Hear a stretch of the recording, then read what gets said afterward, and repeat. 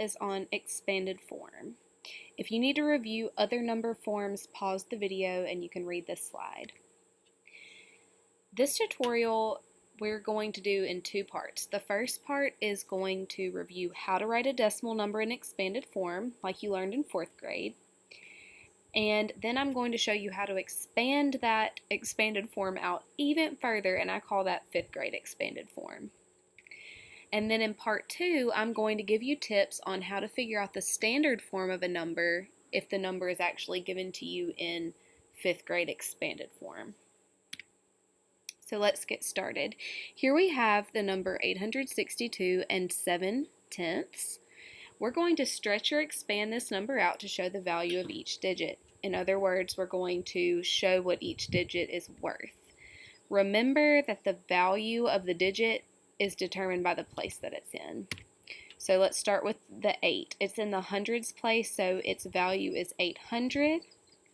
And the 6 is worth 60. And the 2 is just worth 2. And the 7 is worth 7/10. Or I could write it like this, 7/10 as a fraction. Both of these ways is perfectly acceptable. The reason is these numbers mean the exact same thing, kind of like the letter A shown two ways here. This number means the same thing, it's just written in fraction and decimal form. So both of those ways are perfectly acceptable ways to write the number 7/10.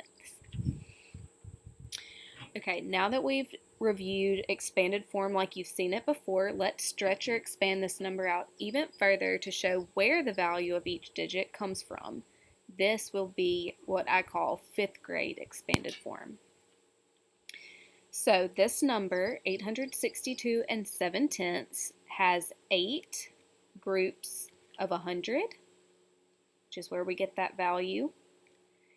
And this number has 6 groups of 10, which is where we get that value. And this number has 2 groups of 1 and 7 groups of 1/10, or 7 groups of 1/10. Remember, we can write that as a fraction or a decimal. Here I've got that same number. I've got the 4th grade way of expanded form and then the 5th grade or further stretched out expanded form, so we can really see the correlation between all three. We have an 8 in the hundreds place, so its value is 800 because there are 8 groups of 100. 6 is in the tens place, so it has a value of 60 because there are 6 groups of 10. 2 is in the ones place, so it has a value of 2 because there are 2 groups of 1. And our 7 is in the tenths place, its value is 7/10 because there are 7 groups of 1/10, or 7 groups of 1/10 as a decimal. So let's practice expanding this number to show how many groups of each place value the number has. In other words, 5th grade expanded form. This number has 7 groups of 100, and it doesn't have any 10, so I can just skip that. And it has 6 groups of 1, and no tenths, I can skip that. 3 groups of 100th, or 3 groups of 100th, I could write that either way. And 8 groups of 1,000th, or 1,000th, I can write that either way. Now pause and practice writing this number in 5th grade expanded form. Remember, you're going to do each digit times its value. Press play when you're ready to check. This number, 5,082 and 6/100, has 5 groups of 1,000 and 8 groups of 10. There were no hundreds, so I skipped that. And 2 groups of 1.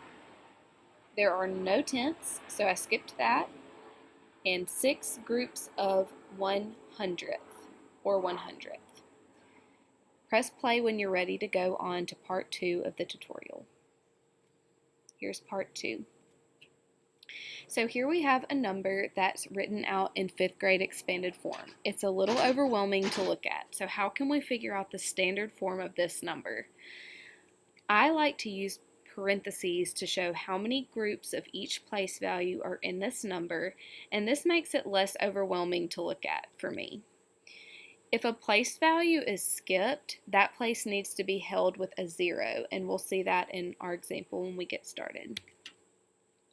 So this number has 3 groups of 10,000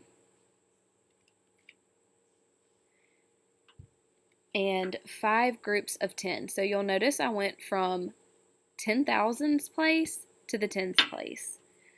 We've skipped some place values.